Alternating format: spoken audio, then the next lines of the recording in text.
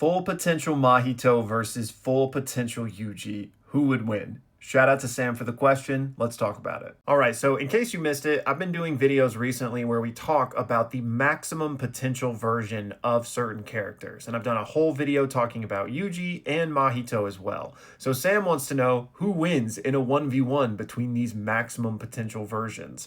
And this is really tough because one, we're talking in theoretical land, first of all. But two, whenever we're talking about insanely strong characters, it probably boils down to the domain clash, right? If somebody has a more refined domain, they just win the clash and then the fight, right? And unless you got a situation like Gojo and Sukuna where they're exactly refined, then the fight gets way more interesting. So I think first and foremost, we're just going to push domains aside because I could say that, yeah, Yuji's domain would be way more refined. He low diffs. Or I could say the same about Mahito, right? But it's just not very interesting. So let's pretend the domains are exactly equal or just pretend they're not going to use them. Who wins this fight? So in my opinion, the fight still goes a lot like this. I gotta give it to our boy Yuji because he exists like as a hard counter to Mahito. And if you watched my videos about their full potential, I talk about just how crazy Mahito is. I do think he has a theoretical higher ceiling than Yuji just because idle transfiguration is like the most broken technique in the verse. But Yuji hard counters it. Like he is literally Mahito's worst enemy, right? And I think that is what happens here.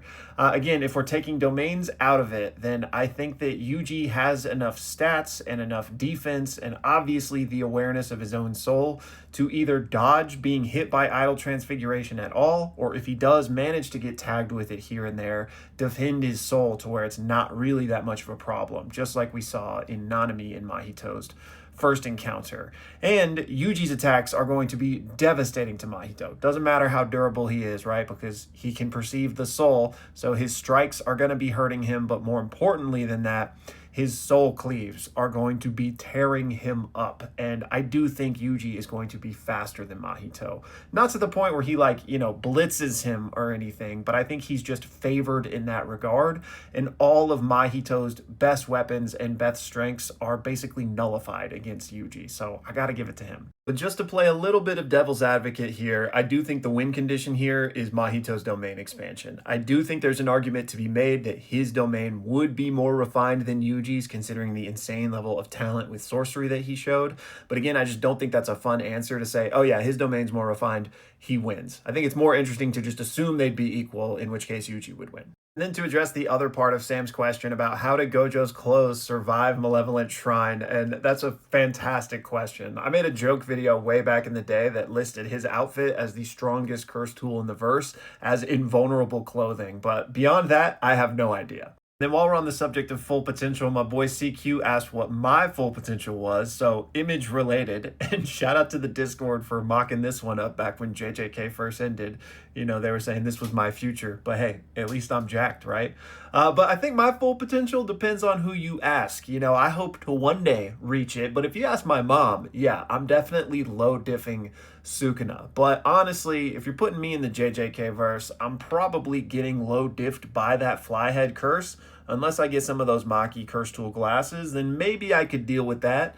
The Roppongi curse, though, probably takes me out if I'm being honest. Then next up, I got a couple of matchup questions from Zane, starting with Yuta Okotsu versus 15 Finger Sukuna. And this isn't full potential Yuta, who we just put out a video on. This is Yuta as we saw him in the series. And with that being the case, he gets stomped, okay? Unless your name is Gojo, 15 Finger Sukuna is absolutely stomping you because that's just how much of a different level Gojo and Sukuna are on.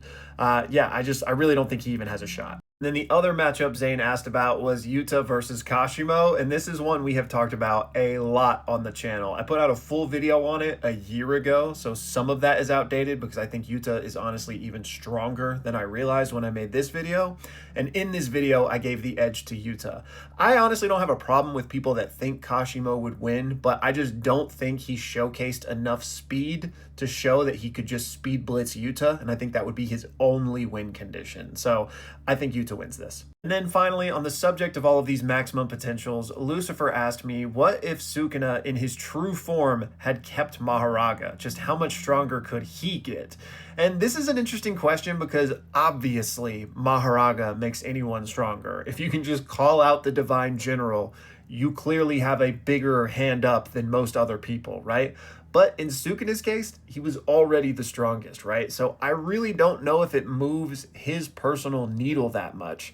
I think all it does is give him more options, but I don't think it's not a vertical jump, it's more of a horizontal one, if that makes sense. It allows him the possibility to adapt to the things like the Limitless. But like we saw him do, he wasn't really using Maharaga for Maharaga's own strength. He was just using it as a way to change his own blueprint, right? So I think those types of use cases are really the only thing he would get from it. Because again, in a world absent of Gojo, like if we assume that Gojo hadn't have killed Maharaga and True Form Sukuna had Maharaga in that final fight, then he wins, I'm pretty sure. I mean, Yuta probably could one-shot Maharaga with some of his tricks in Rika's bag, but really it's besides the point. Because like if we just give Sukuna without Maharaga full health, like he wins the Shinjuku Showdown, right? It's only because of the damage Gojo did to him that they even had a shot. So I guess what I'm trying to say is that giving true form Sukuna Maharaga is kind of irrelevant. Like he doesn't really need it at that point. So